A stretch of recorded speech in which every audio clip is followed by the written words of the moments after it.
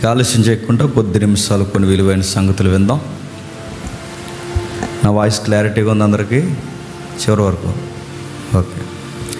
కొరింథీయులకు రాసిన మొదటి పత్రిక 15వ అధ్యాయం 3వ వచనం. కొరింథీయులకు రాసిన మొదటి పత్రిక 15వ అధ్యాయం 3వ వచనం. నాకు ఇవ్వబడిన ఉపదేశమును మొదట మీకు అప్పగించితిని, అది ఏమనగా లేఖనాల ప్రకారము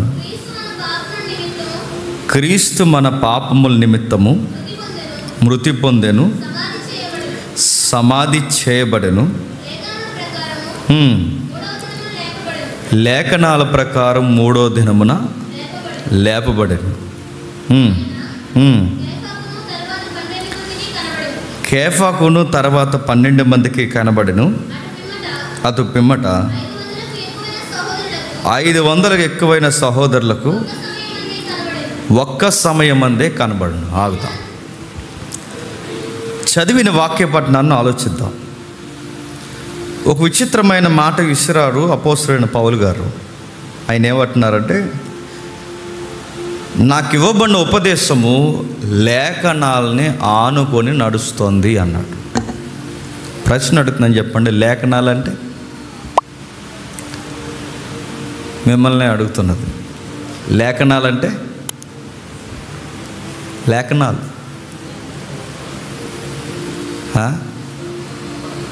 లేఖనాలంటే ఒకటోసారి, రెండవసారి, మూడవసారి. మేధావులు బైబిల్ అంటున్నారు. లేఖనాలంటే అందుకే నేను అందరి చర్చల్లో కాదు మంది, ఉన్న 10 మంది అయినా సత్యముతో పెనుగులాడతాం మనం. ఈ టెక్స్ట్లో లేఖనాలంటే పాత నిబంధన వాక్యాలు.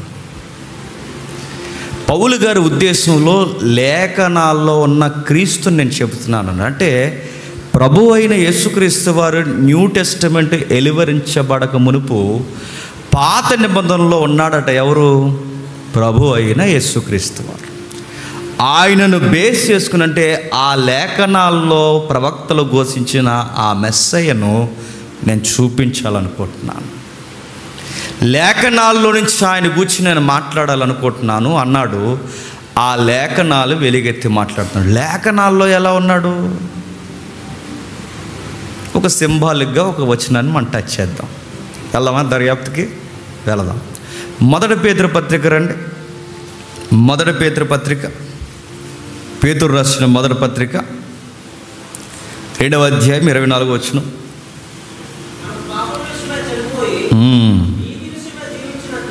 పాప విషయమై చనిపోయి నీతి విషయమై జీవించినట్లు ఆయన తానే తన శరీరమందు మన పాపములు మ్రాను మీద మోసుకొనెను. ఆయన పొందిన గాయముల చేత మీరు స్వస్థత నొందుదిరి. ఆగుదాం. పేతురు గారికి ఈ మాట ఎక్కడదంటారు? అలా వచ్చిందా? మెస్పరైజింగ్ ఏమైనా జరిగిందా? పేతురు గారు కోట్ చేస్తున్న ఈ మాట ఎక్కది? యెషయా చెప్పాడు. యెషయా గారు ఎక్కడ చెప్పారు? 53వ అధ్యాయంలో చెప్పారు. 53వ అధ్యాయంలో ఏమని చెప్పాడు? ఆయన పొందిన గాయముల వలన స్వస్థత పొందితమని చెప్పారు.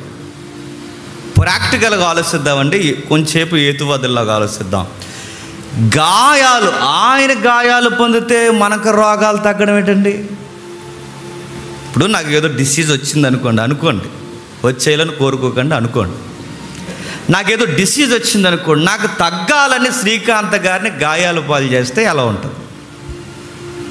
లాజిక్ అంటారు దాన్ని. ఎందుకయ్యా నన్ను కొడుతున్నారు మీరు అందరూ కలిసి అన్నప్పుడు, విశ్వాసులైన మీరు అందరూ కలిసి ముసుకేసి కొట్టేశారు అనుకో అధ్యక్షుల వారిని, శ్రీకాంత్ గారిని, జేమ్స్ అన్ని డిసీజ్ తగ్గాలని అంటే ఎలా ఉంటుంది? ఆయనకి గాయాలు తగిలితే నాకు స్వస్థత ఏంటి? మీకు లాజిక్ అర్థమవుతుందా? పరిశోధన అర్థమవుతుందా? ప్రశ్న అర్థమవుతుందా? క్రీస్తు గాయాలు పొందితే మనకి స్వస్థత ఏంటి? అదే వివరణ. మరలా అడుగుతున్నాను, ఆయన పొందిన గాయాలకి స్వస్థత అనగానే స్వస్థత సాళ్ళ మీద రాసిన వాక్యం ఇదేనండి. స్వస్థత సాళ్ళు ఎలుసెలిన అనేక ప్రాంతాల్లో పెట్టిన బోర్డు మీద బంగారు వాక్యాలు ఇవేనండి. ఆయన పొందిన గాయముల వల్ల స్వస్థత అంటే స్వస్థత లేవని అనడం లేదు, స్వస్థతలు ఉన్నాయి, స్వస్థతలు జరిగాయి. ఆయన గాయాల వలన స్వస్థత జరుగుద్ది, అక్కడ ఆగుదాం. స్వస్థతలు జరుగుతాయి, స్వస్థతలు ఉన్నాయి, కానీ స్వస్థతల్లో పదాలకు అర్థాలు వేరు వేరు ఉన్నాయి. నీకు అర్థం కావాలంటే చెప్పు అన్నాను అనుకోండి, చెప్పు అన్నాను అనుకోండి, చెప్పను కూడా. చెప్పంటే అది చెప్పు అంటే ఒకే పదం సందర్భాన్ని బట్టి ఏమవుతుంది చెప్పండి, మారిపోతుంది. ఇంకా నాకు గుర్తురాట్లేదు అని ఆల్రెడీ చెప్పండి. 2-3 మన సైడ్ మన ఇటువైపు మన ఆంధ్రాలో దొబ్బే అంటారు.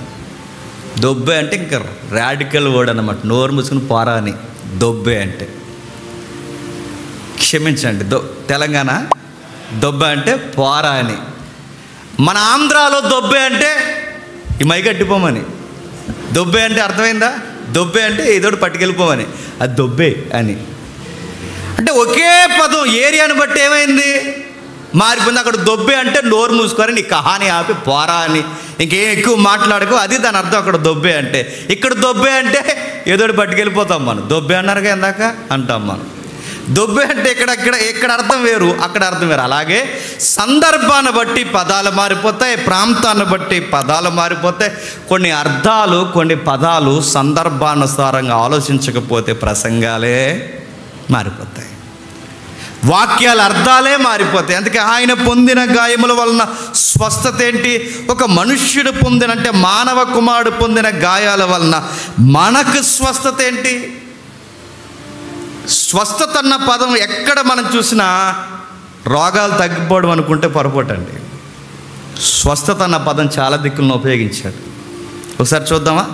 ద్వితీయోపదేశకాండకు రండి.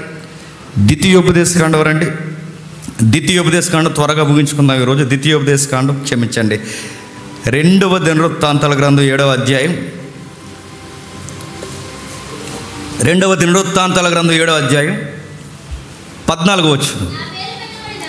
నా పేరు పెట్టబడిన నా జనులు తమ్మును తాము తగ్గించుకొని ప్రార్థన చేసి నన్ను వెతికి తమ చెడు మార్గమును ఇడిచిన ఎడల ఆకాశము నుండి నేను వారి ప్రార్థన విని వారి పాపములు క్షమించి వారి దేశమును స్వస్థపరచుదును. బాగా వినండి. దేశం అంటే ఇక్కడ టెక్స్ట్లో ఏంటి చెప్పండి.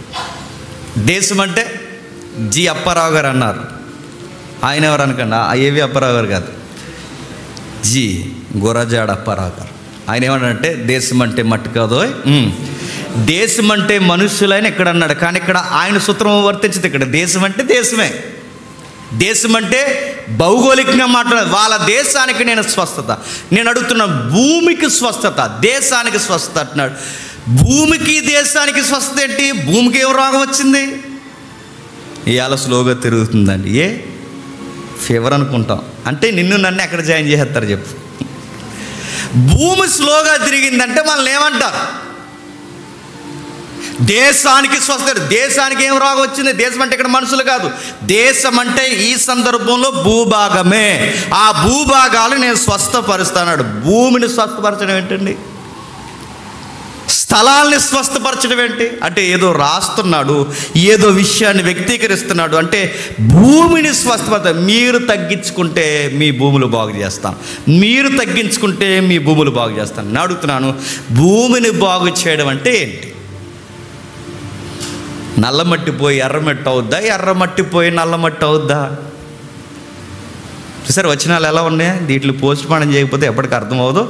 మనం కూడా స్వస్థతలు ఎడతాం. మనం చర్చ్, మళ్ళీ చెప్తాను, చర్చ్ 2 monthsలో ఏ చర్చ్ అయినా రెండు నెలల్లో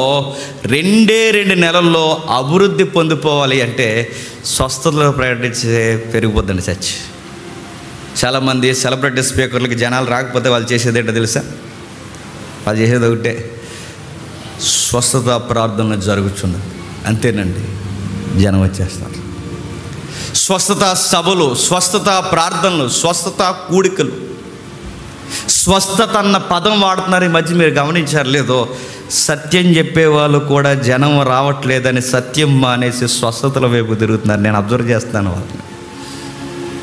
ఎందుకు ఇలా తయారవుతున్నారు? జనాలు త్వరగా స్వస్థత అన్న పదానికి అట్రాక్షన్ అవుతారు. ఇదిగో ఇలాంటి పదాలకి ముందే అర్థాలు తెలియకపోతే నిజమే ఆయన పొందిన గాయాల వలన స్వస్థ అనగానే చాలామందిని మీరు గమనించారా? ఆ యేసుప్రభు వారిని వేసిన సిలువ దగ్గరికి పోయి, ఆకారం దగ్గరికి పోయి, అక్కడ కారుతున్న రక్తపు బిందులు ఎక్కడో కారుతున్నాయి అంట. వార్తలు వింటున్నారు మీరు? అక్కడ ఏదో రక్తం కారుతున్నట్టుందట. ఆ రక్తాన్ని ఇలా నుదుటికి పూసుకోవడం, గాయాలకు పూసుకోవడం, రకరకాల పిచ్చి పనులని చేస్తున్నారండి. మరియం బొమ్మ దగ్గర నుంచి ఏదో వస్తుందట, అది కూడా పిచ్చి పని చేస్తున్నారండి. అక్కడికి పోయి ఆ యేసు రక్తం, ఇదిగో ఇది యేసు రక్తం అనగానే అదేదో లిక్విడ్ అమ్ముతున్నారు, ఆ రక్తాన్ని తెచ్చుకుంటున్నారు. యేసు రక్తం, ఆయన పొందిన గాయాల్లోంచి వచ్చిన రక్తం విధానగానే ఎస్ ఆయన పొందిన గాయాల వలన స్వస్థ అని బైబిల్లో ఉంది. ఆ రక్తం మాకు అమ్మండి అంటే ఇలాంటి బాటిల్లో అమ్మేస్తున్నారు. ఎప్పుడో ఈటీవీ 2లో చూపించారు, రాజమండ్రి గోదావరి నీళ్ళు అమ్మేసి కూడా ఆయన రావులపాలెం దగ్గర. స్వస్థత అన్న దానికి అర్థం తెలియకపోతే కొన్ని విషయాలలో పొరపాటు జరిగిపోద్ది, ఇబ్బంది జరిగిపోద్ది. ఇక్కడ చెప్తున్నాడు, ఆయన పొందిన గాయముల వలన ఒక స్వస్థత కనబడుతుంది. నెక్స్ట్ దేశానికి చెప్పండి స్వస్థత అంటే 2 స్వస్థతలు కనబడుతున్నాయి. ఇంకా బ్రైట్గా అర్థం చేసుకోవడానికి ఓషియా గ్రంథం చూడండి. ఓషియా 6వ అధ్యాయం. ఏంటి అసలు స్వస్థత అంటే? ఓషియా గ్రంథం 6వ అధ్యాయం 1వ వచనం చూడండి. మనము యెహోవా యొద్దకు మరలుదము రండి, ఆయన మనల్ని చీల్చివేసెను, ఆయనే మనల్ని స్వస్థపరచును, ఆయన మనల్ని కొట్టెను, ఆయనే మనల్ని బాగు చేసెను. బాగా వినండి, ఆయన మనల్ని చీల్చివేసును, ఆయన మనల్ని స్వస్థపరచును, ఆయన మనల్ని చీల్చివేసును, ఆయన మనల్ని స్వస్థపరచును. నేను అడుగుతున్నాను, చీల్చేసి స్వస్థపరచడం ఏంటి? చీల్చేయడం అంటే ఎలా ఉన్న కూడా అలా తీసుకోండి. చీల్చేసాడు. ఇప్పుడు ఒక మనిషిని నేను చీల్చేయడం అంటే ఏంటంటే ఆయన 2 ముక్కలు చేసాడు, ఆయన 2 ముక్కలు చేసేసి మళ్ళీ ఆయన అతికించేయడమా? అదే దాని అర్థం. చీల్చేసి స్వస్థపరచడం ఏంటి అంటే ముక్కలు నరికేసి మళ్ళీ ఆయన అతికించేయడమా? అంటే దాని అర్థం ఏంటంటే ఆయన మనల్ని చీల్చిన స్వస్థపరచనంటే మీరు ఎక్కడైతే ఈ పదాలు కనబడుతున్నాయో దాని మూలాలు మీరు ఎతకండి. ఇందాక దేశాన్ని స్వస్థపరచా అన్నాడు, ఇక్కడ కూడా దేశ ప్రజల కొరకు మాట్లాడుతున్నాడు. ఈ ప్రజలను చీల్చేశాను, స్వస్థపరుస్తా అంటున్నాడు. 7వ అధ్యాయం 1వ వచనంలో ఏమంటున్నాడు చూడండి. నేను ఇశ్రాయేలు వారికి స్వస్థత కలగ చేయదలంచగా. ఇశ్రాయేలుకి స్వస్థత, దేశానికి స్వస్థత, ప్రజలకు స్వస్థత. స్వస్థత స్వస్థత స్వస్థత అంటే ఏంటి? దేశానికి స్వస్థత అంటే దాని అర్థం ఏంటంటే మీరు తప్పులు చేసి నా వ్యతిరేకంగా నాకు పాపాలు మీరు జరిగించినందున మీ పంటలు పండవు, మీ కడుపులు నిండవు, మీ వ్యాపారాలు మీకు కలిసి రావు, మీ గొడ్డు గోద మీకు మాట వినదు, మీ సంతాన ఉత్పత్తి క్రమం జరగదు, మీకు రోగాలమయం ఎక్కువైపోతుంది. అంటే మీ దేశం పంటలు మరలా పండాలి అంటే తప్పు అయిపోయింది ప్రభువా అని మీరు నా దగ్గరికి వస్తే, తప్పు చేశాం ప్రభువా అని మిమ్మల్ని మీరు తగ్గించుకుంటే, నా దగ్గరకు వచ్చి మీరు పాపాలు ఒప్పుకుంటే మీ భూభాగాలకి స్వస్థత ఇస్తాను. స్వస్థత ఇవ్వడం అంటే మళ్ళీ పంటలు చెప్పండి పండుతాయి. ఇప్పుడు చెప్పండి, భూమికి స్వస్థత అంటే ఏంటి? ఒకప్పుడు పండేది పండడం మానేసింది, ఒకప్పుడు చక్కగా నదులు పారడం మానేశాయి, ఒకప్పుడు భూభాగం సస్యశ్యామలంగా ఉండేది, ఇప్పుడు ఆ పచ్చదనం పోయింది. ఎందుకు ఇదంతా జరిగిందంటే పాపం చేయడం వల్ల ఇశ్రాయేలుకి దిగుబడి రావడం ఆగిపోయింది, పంటలు లేవు, వారి పశువులు ఈనడం లేదు, వారి పిండి పిసుకు తొట్టే వాళ్ళకి కలిసి రావడం లేదంటే దేశంలో ఎక్కడా ఆహార ఉత్పత్తి క్రమాలు జరగట్లేదు. ఇది జరగట్లేదంటే కారణం మీరు పాపం చేశారు. పాపం చేశామని మీరు ఒప్పుకొని వెనక్కి వస్తే మళ్ళీ మీ దేశానికి స్వస్థత వస్తుంది. దేశానికి స్వస్థత రావడం అంటే మళ్ళీ పంటలు పండడం. నెక్స్ట్ మళ్ళీ నదులు పారడం. నెక్స్ట్ ఎలా ఉన్న పచ్చదనం దేశానికి మరలా అలా రావడమే చెప్పండి స్వస్థత. దేశానికి స్వస్థపరచడం అంటే ఎలా ఉన్న స్థితిలోకి మళ్ళీ యథాస్థితిలోకి రావడమే చెప్పండి స్వస్థత. ఇప్పుడు నా చెయ్యి ఇరిగిపోయింది అనుకోండి అన్నీ నన్నే పోల్చుకుంటున్నా. చెయ్యి ఇరిగిపోయింది అనుకోండి, నా చేతికి నాకు వేస్తారు ఈ మెడికల్లో, మనకు ఆ కట్టేస్తారు. కట్టేసిన తర్వాత అది ఆ సిమెంట్ కట్టేసుకుని మనం తిరుగుతాం. కొన్ని రోజులు కట్టు తీసేస్తాం, మళ్ళీ చేస్తుంది. నేను అడుగుతున్నాను, యథావిధిగా వస్తుందా? వంకే, నొట్టే, సొట్టే, ఆ గీతలే. అందుకే ఎలా ఉన్నది ఒక్కసారి ఇరిగిపోయిందంటే అసలు ఒరిజినల్ రూపం రాదు. ఇప్పుడు చెప్పండి, ఇరిగిపోయిన నా చెయ్యికి స్వస్థత రావడం అంటే సిమెంట్ కొట్టేసుకున్న తర్వాత తగ్గిపోవడమా? స్వస్థత రావడం అంటే ఎలా పూర్వం నా చెయ్యి ఉండేదో చెప్పండి మళ్ళీ అలా రావడమే స్వస్థత. పదాలు అర్థమవుతున్నాయి అనుకుంటున్నాను. అంటే దేశానికి స్వస్థత అంటే ముందు పండేది ఇప్పుడు పండడం మానేసింది. ఎందుకంటే పాపం జరిగించడం వలన. ఇప్పుడు మళ్ళీ పాపం మానేస్తారు, మళ్ళీ పొలం ఏమవుద్ది? పండుద్ది. అంటే ఇప్పుడు స్వస్థత అన్న పదం ఏంటంటే యథాస్థితికి రావడమే చెప్పండి స్వస్థత. యథాస్థితికి రావడం అంటే కోల్పోయిన స్థితిని మరలా పూర్వ వైభవానికి తీసుకురావడమే స్వస్థత. స్వస్థ అనగానే కొంచెం లేవడం, నడండి, నడుస్తున్నాను, ముందు మీద బాగుంది కదా, స్వస్థత అనలేదు బైబిల్లో. స్వస్థత అనగానే యథాస్థితికి రావాలి. ఒకప్పుడు నేను ఎలా ఉండేవాడినో అలాంటి స్థితిలోకి రావడమే. కొంచెం లేసింది, ఇది కాదు స్వస్థత. స్వస్థత అంటే ఒకప్పుడు ఎలా ఉండేదో మళ్ళీ అలాగే రావడం, యథాస్థితికి రావడం, అది స్వస్థత. స్వస్థత అంటే భూమికి స్వస్థత.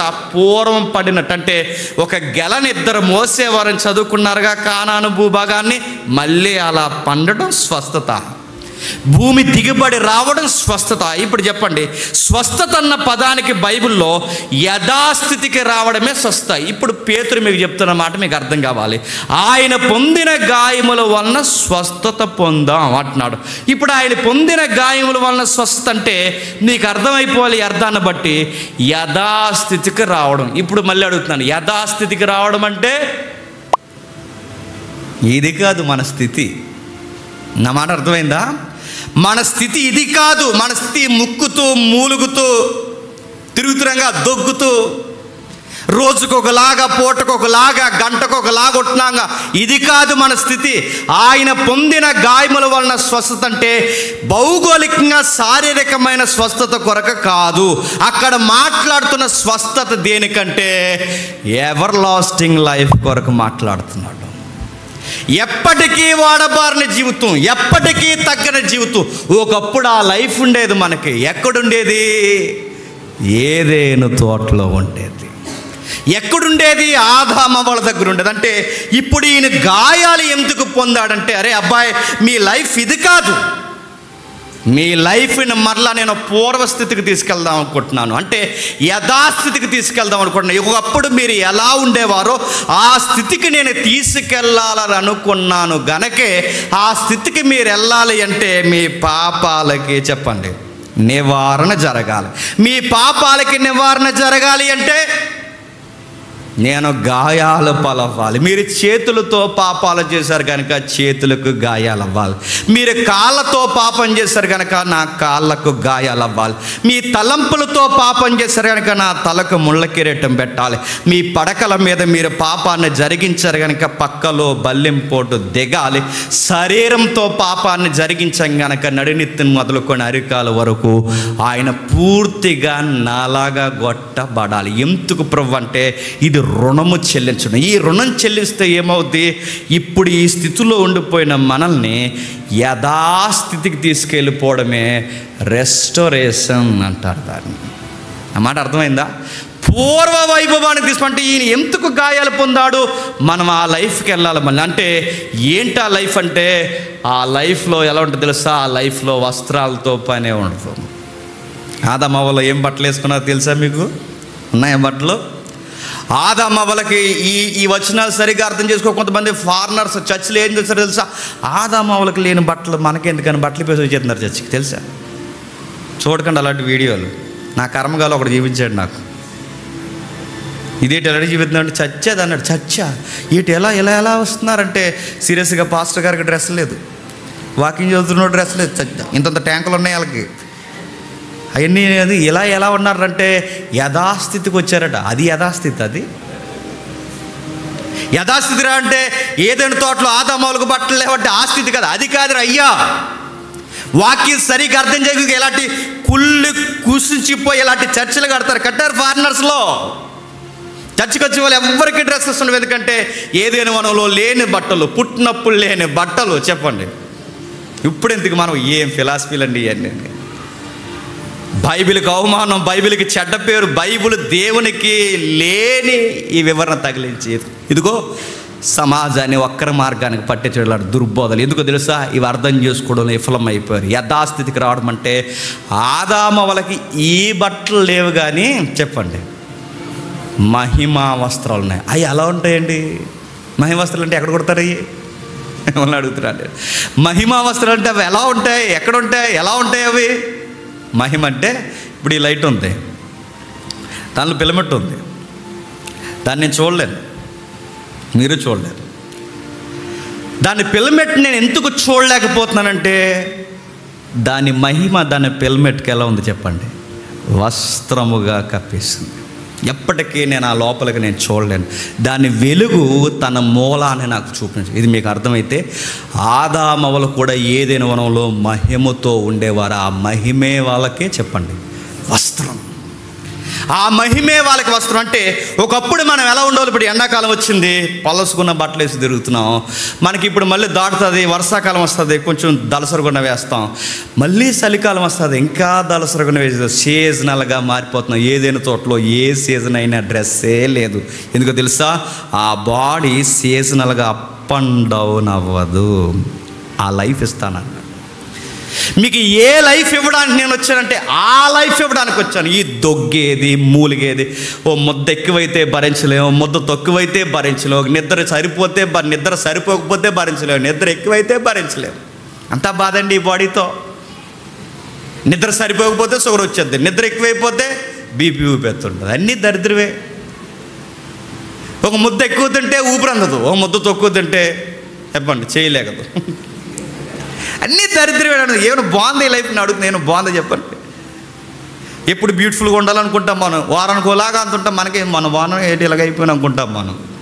అనుకోవండి. మీకు అనిపించి నాకు అనిపిస్తుంది. నేను సిగ్గులు ఎక్కడ చెప్తున్నాను, నాకు అనిపిస్తుంది. మళ్ళీ తగ్గించాలి ఈ వారం అనుకుంటాం. వారానికి ఒకలా అయిపోతుంటాం, నెలకు ఒకలాగా అయిపోతాం. నడుతున్నాం ఏం బాగుంది అయిపోక. అప్పుడప్పుడు మన ఫోటోలు చూసుకుంటాం. అలా ఉన్నట్టు ఇప్పుడు ఉన్నాం. చాలా ట్రై చేస్తాం అలా ఉండడానికి. ఎంత ట్రై చేసినా రాదు, అయిపోయింది. అక్కడక్కడ తెల్లెంటుకలు వచ్చేస్తున్నాయి. అప్పుడప్పుడు బాధ అనిపిస్తుంది, అప్పుడప్పుడు సీనియారిటీ అనిపిస్తుంది. బాధ ఏంటంటే తెల్లెంటుకలు అప్పుడు వచ్చేది ఏంటంటే సీనియారిటీ, పెద్దోళం అవుతున్నాం అని. అన్నీ బాధలే. ఒకప్పుడు ఓ పక్కన సంతోషం ఉంది, మరో పక్కన చెప్పండి బాధ ఉంది. నేను అడుగుతున్నాను, అలా ఎందుకు ఉండలేకపోతున్నాం? ఆదాముకి తెల్లెంటుకలు లేవు, ఆదాముకి వస్త్రాలు లేవు, ఆదాముకి వాడబారిపోయే శరీరం లేదు, నీరసం లేదు, తుమ్ములు లేవు, దగ్గులు లేవు, జ్వరాలు లేవు. ఎందుకు ఈ ఆదాము గారు ఈరోజు నీరసంగా ఉన్నారంటే ఈరోజు వడదెబ్బ తగిలేస్తుంది? లేవు, అలాంటి మాటలు లేవు. ఏంటి ఈ మధ్య ఈరోజు మీరు చర్చికి రావడం మానేసారంటే గాలి వాన వేసింది, ఏమన్నా అయిపోతామని మానేసాం. లేవు, అలాంటి సౌండ్స్ వినబడు. చలికి తిరిగామండి, నొసలంతా నల్లగైపోయింది, అలాంటి మాటలు ఏమి వినబడు. ఆదాము గారి లైఫ్ ఎండాకాలమైన, చలికాలమైన, వర్షాకాలమైన, ఏ కాలమైన ఆ బాడీ ఏంటి? అదే ఊహలకందని దేహం.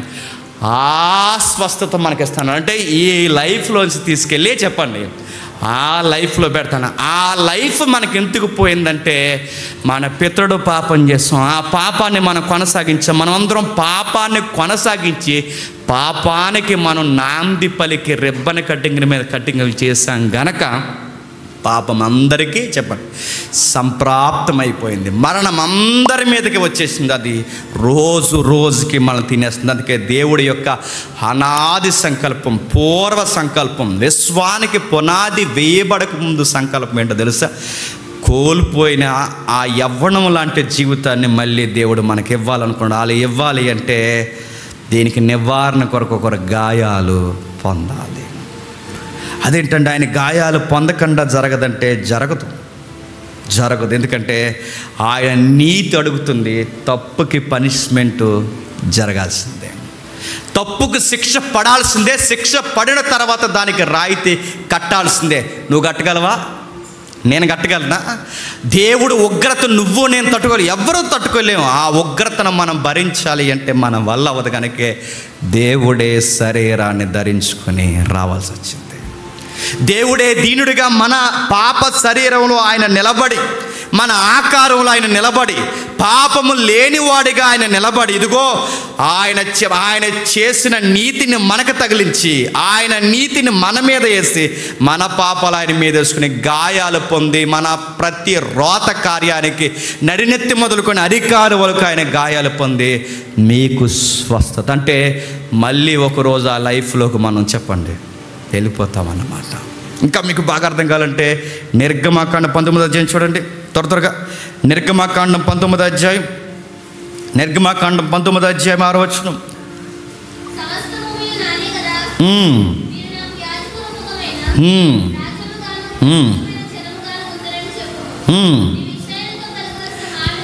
నీవు ఇశ్రాయేలుతో పలకవలసిన మాటలు ఇవే అని చెప్పగా ఏంటట?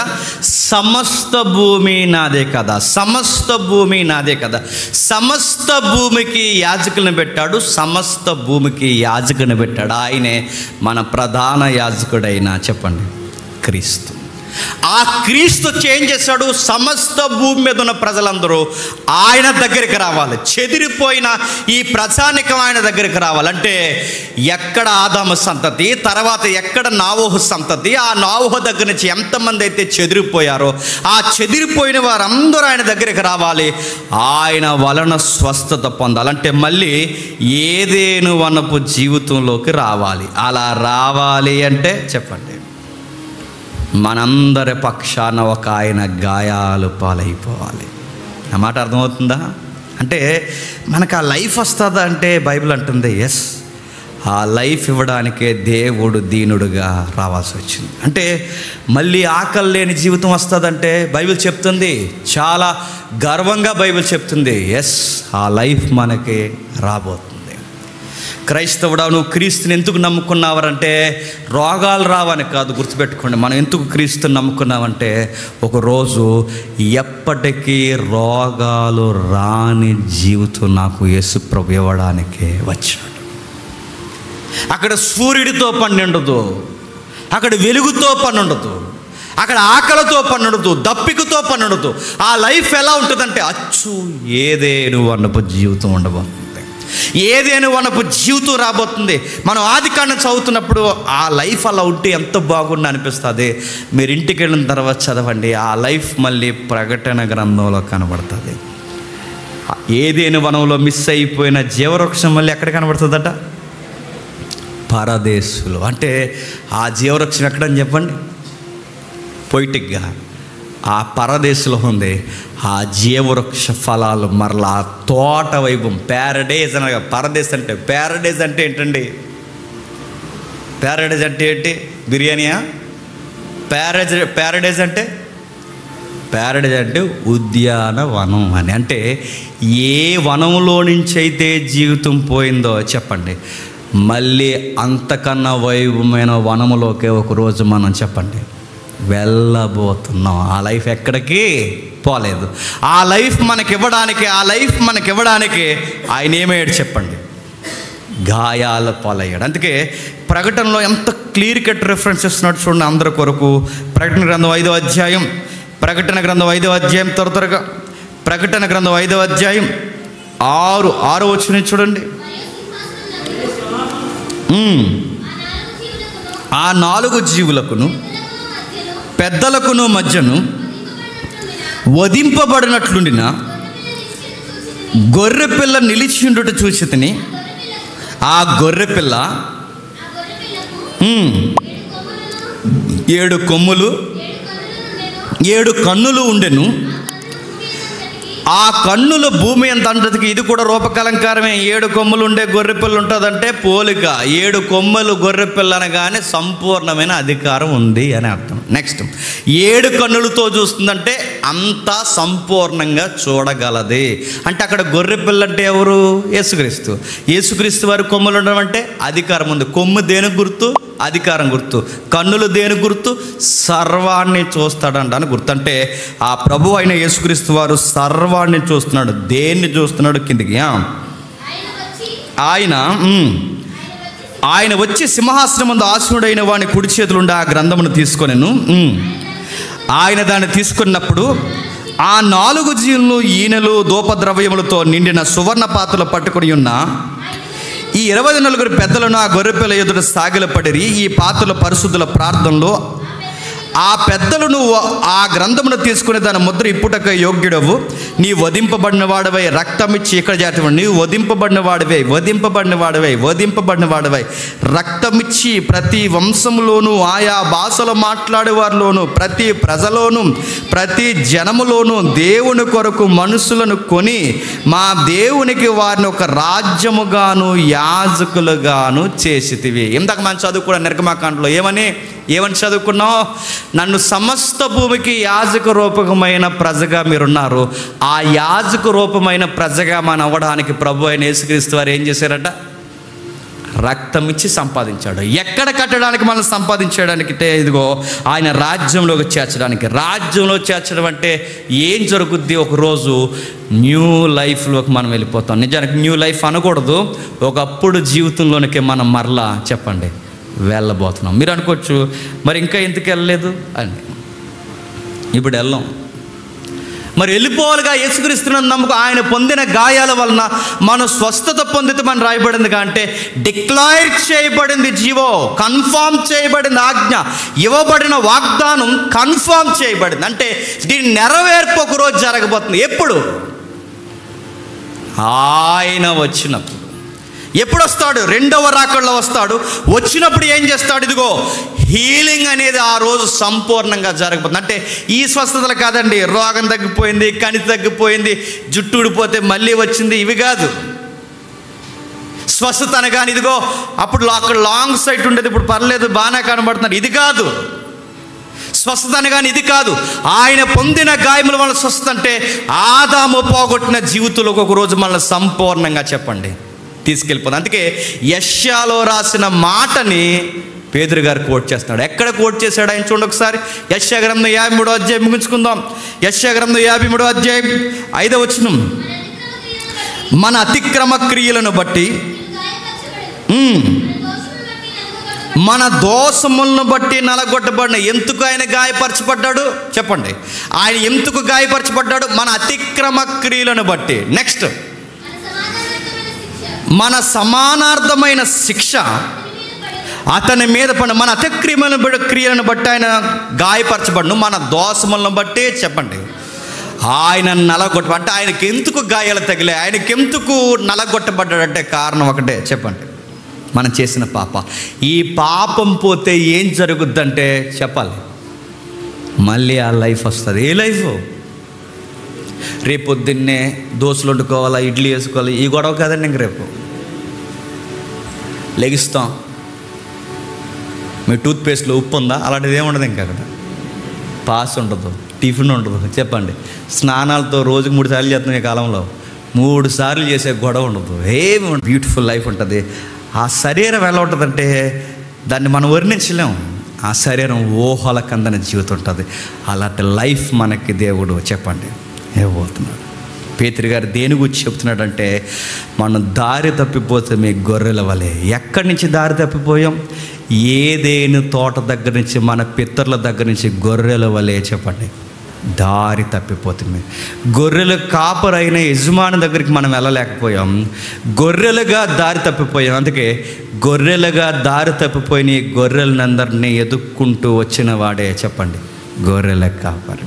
ఆ గొర్రెల కాపరి కొట్టబడ్డాడు, ఆ గొర్రెల కాపరి చనిపోవడానికి ఇష్టపడ్డాడు, ఆ గొర్రెల కాపరి గాయపరచబడ్డాడు, ఆ గొర్రెల కాపరి ఇష్టపూర్వకంగా చనిపోయాడు, ఆ గొర్రెల కాపరి తిరిగి లేచాడు. ఆ లైఫ్ ఎలా ఉంటుందో ప్రాక్టికల్గా మనకి చెప్పండి చూపించాడు. ఎలా ఉంటుందా లైఫ్? శిష్యుల దగ్గరికి వచ్చాడు. మార్గాన్ని ఇద్దరు నడిచి మాట్లాడుకుంటున్నారు. ఎంఐఎం మార్గం తెలుసు కదా, టెక్స్ట్ మీకు. ఎంఐఎం మార్గంలో మాట్లాడుకుంటున్నారు. ఆ మాట్లాడుకుంటున్నప్పుడు వాళ్ళు చాలా విషయాలు మాట్లాడుకుంటున్నారు. ఆ రోజు వాళ్ళతో మాట్లాడి సడన్గా అదృశ్యమైపోయాడు. వాళ్ళకి అర్థం కాలేదు. అరే ఇప్పటివరకు ఆయన మాట్లాడిన ఆయన ఎవర్రా అంటే నజరేయుడైన యేసు అని వాళ్ళకి తెలియదు. ఇప్పుడు సడన్గా అదృశ్యమైపోయాడు. అంటే ఆ లైఫ్ ఎలా ఉంటుందంటే అది పదార్థముగా రాగలదు, చెప్పండి, పదార్థము కాకుండా మళ్ళీ అదృశ్యమైపోగలదు. అలాంటి లైఫ్ వస్తుంది. ఇందాక ఎక్కడో పెట్టి మర్చిపోయాను, అలాంటిది ఏముండదు. ఇంకా మర్చిపోయి కూడా ఉండదు. మనం మర్చిపోయి అసలు ఆ సిమ్ లేదు, ఇంకా మర్చిపోయాం. ఎక్కడుందని నువ్వు ఇక్కడ మేక దగ్గర వేసుకుని నీకు జ్ఞాపకం రాదు నీకు. కానీ ఆ రోజు మర్చిపోయాను కూడా ఉండదు. చూడకపోయిన చెబుతామంట. నిద్రపోయాడు ఆదాము, లేచాడు, పద్యం పాడాడు. నారి ఎక్కడున్నావు ఇన్ని రోజులు అన్నాడు. ఎవరిని? అరే మీరు నిద్రపోయారు, మీకు ఎనస్తే ఇచ్చారుగా, మీరు నిద్రపోయారు, మీరు ఎలా చూడగలరు? నిద్రపోయినా చెప్పండి ఆ దివ్య దృష్టి పనిచేస్తుంది అన్నమాట. జ్ఞాపకాలు ఉంటాయి, భవిష్యత్తుని చూడగలుగుతాం. నెక్స్ట్ ఏం జరగబోతుందో అన్న విషయాన్ని దేవుని కనుసన్నల్లోనే చూడగలుగుతాం. అలాంటి లైఫ్ పోయిందండి మనకి. ఇప్పుడు చెప్పండి, ఇది లైఫ్ అండి? ఇది పెద్ద లైఫ్ అనుకుంటున్నారు? ఇది 4 రోజులు ఉంటాం, దొగ్గుతాం, 4 రోజులు ఉంటాం, తింటాం. ఇది లైఫ్ అని చెప్పండి? షుగర్ వచ్చేస్తుంది, బీపీ వచ్చేస్తుంది, పళ్ళు ఊడిపోతున్నాయి. ఎన్ని మెయింటైన్ చేసినా ఎడార్లు ఎండిపోయి ఈత చెట్లకి అయిపోతున్నాం ఒకరోజు మనం. ఇది లైఫ్ అని చెప్పండి? ఏమన్నా ఓపెన్గా చెప్పండి. ఏమైనా కొన్ని రోజులకి ఏమైనా మన లైఫ్ మనకు నచ్చుతుందా? వయసు అంతా అయిపోయాక మంచం మీద మనకు అనిపించేది ఏంటో తెలుసా? చాలండి, మంచం మీద ఉండలేకపోతున్నాను, త్వరగా వెళ్ళిపోతే బాగుండి అనిపిస్తుంది. నచ్చుతుంది లైఫ్. మీరు ఎవరి లైఫ్ అయినా చూడండి, ఎంత డబ్బు ఉన్నవాడి జీవితమైనా లాస్ట్ లైఫ్ కాడి జీవితం అంత బాగోదండి. కండలు తిరిగిన వీరుడు వీడియోస్ మీరు తిరుగుతున్నాయి, మీరు చూసారు లేదు? ఒకప్పుడు మైక్ టైసన్కే గురువులు అంటుడు. ఈరోజు ఆయన ఇద్దరు పట్టుకుని ఇలా నడిపిస్తుంటే ఇలా కాళ్ళు లెగట్లేదు. ఏంటి ఆ రోజు వరల్డ్ ఛాంపియన్ లెగలేకపోతున్నాడు? ఏంటి ఇలా అయిపోయాడేంటి? ఆ రోజు ఆయనతో సెల్ఫీలు దిగడం, ఆ రోజుల్లో ఆయనతో ఫోటో దిగడం అదృష్టంగా బాచి ఇప్పుడు ఇద్దరు ఎక్కిస్తే రాలేకపోతున్నాడు. బాడీ బిల్డర్ ఆర్నాల్డ్ తెలుసు కదండి, ఆర్నాల్డ్ టెర్మినేటర్. మొన్న ఒక ఫోటో పెట్టారు. ఆర్నాల్డ్ అంటే ఎలాంటి ఫిగర్ అండి. మొన్న డైరీ జారిపోతుంది ఆయనకి, డైరు మొన్న పెట్టారు ఫోటో. అప్పుడు జిమ్ చేసేప్పుడు వేసుకున్న డ్రాయర్ అదే ఉంటాయి వాళ్ళకి, జిమ్లో వేసుకున్న దాన్ని ఏదో అంటారండి, నాకు సపోర్టర్ జారిపోతుంది. మొన్న నెట్టాడు పాత ఫోటో, 2 ఫోటోలు పెట్టాడు, సపోర్టర్ లూజ్ అయిపోతుంది. 6 నెలలు ఇలా అయిపోయాడు. అయిపోతాడు 6 నెలలు అయినా అయిపోతాడు, 6 నారాయణమూర్తి అయినా అయిపోతాడు, ఎవరైనా అయిపోతాడు. ఇది కాదు లైఫ్. తల మారిపోవడం, రంగు మారిపోవడం ఇవన్నీ కాదు. జీవితం అంటే ఏంటి ప్రభు అంటే, ప్రభు చూపించాడు. ఇదిగో ఈ లైఫే మీకు ఇవ్వాలనుకున్నాను. చూస్తున్నాం, కనబడుతున్నాడు, మాయమైపోతున్నాడు. మగ్దలేని మరియ తోటమాలనుకుంది. శిష్యులు నడుస్తూ ఎవరో అనుకున్నారు. ముయ్యబడిన తలుపులు ముయ్యబడి ఉండగా లోపలికి వచ్చాడు. చూస్తుండగా మేఘాల మీద వెళ్ళిపోయాడు. ప్రభువా అలాంటి లైఫ్ మాకు ఇస్తావంటే, ఈ లైఫే మీకు ఉండేది, ఈ లైఫ్ ఇవ్వడానికే వచ్చాను. పేతురు సముద్రం మీద నడవడానికే ముచ్చటపడిపోయాడు. సముద్రం మీద కాదండి, ఒకరోజు మన స్పేస్లోనే నడవబోతున్నాం, గుర్తుపెట్టుకోండి. ఈ విశ్వాన్ని ఆవల మనం తిరిగి వచ్చేంత ఒక లైఫ్లోకి మనం వెళ్ళబోతున్నాం. ఆ లైఫ్ మనకు చెడిపోయింది. అవినాభావం కలిగి ఉన్న ఈ పరలోకము భూలోకము అవినాభావం కలిగి ఉన్న ఈ లైఫ్ పోయింది. మళ్ళీ ఒకరోజు చెప్పండి రాబోతుంది. దాన్ని ఆయన పొందిన గాయముల వలన చెప్పండి స్వస్థత. ఇప్పుడు చెప్పండి, స్వస్థతలు అనగానే దగ్గు, రంపు, కీళ్ళ నొప్పులు, మోకాలు సలుపులు ఇది కాదు. చెప్పండి, స్వస్థత అనగానే ఆదాము కోల్పోయిన జీవితాన్ని మరలా మనం తిరిగి పొందుకోవడమే చెప్పండి స్వస్థత. ఈ స్వస్థత కావాలా మీకు? కణితులు తగ్గిపోవాలా? చెప్పండి, ఏ స్వస్థత కావాలి? ఒకవేళ ఈ స్వస్థతలు అంటే ఆ రోజు అడిగారు, దావీదు కుమారుడా మమ్మల్ని స్వస్థపరచవయ్యా అన్నారు. స్వస్థపరిచాడు. తర్వాత ఏమయ్యారు? చచ్చిపోయారు. 30 ఏళ్ళ నుంచి ఆ కోనేటి దగ్గర ఉన్నవాడిని స్వస్థపరిచాడు శారీరకంగా. తర్వాత ఏమయ్యాడు? చనిపోయాడు. చాలామంది మొదటి శతాబ్దంలో స్వస్థతలు పొందారు. ఏమయ్యారు? చనిపోయారు. ఈ స్వస్థతలు కాదు మనకి శాశ్వతమైన స్వస్థత. ఇక మళ్ళీ స్వస్థత అవసరం లేని స్వస్థత, ఒక నిత్యమైన జీవితం. ఆ జీవితం ఇవ్వడానికే యేసునాథుడు మన కొరకు చెప్పండి గాయాల పాలయ్యాడు.